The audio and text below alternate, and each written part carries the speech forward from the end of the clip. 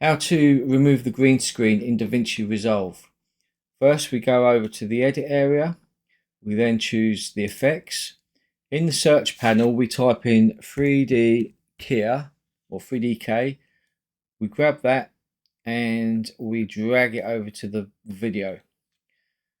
Then we come across over to this menu and we choose Open FX Overlay. We then move the mouse up and we left click on the green, and then we drag a little line and then let go of the left click. You'll now see that the green screen's disappeared, revealing the 3D print image. If you notice, you can slightly see a green outline from the backdrop. So what we do is we open the inspector. There you can notice it a bit more.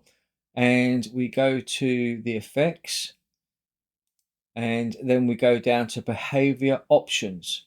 See the deep fill? We slide that up until we can no longer see it. So you can see the green's gone. If I put it up and down, you will see it come back and then disappear. And that is how you remove the green screen.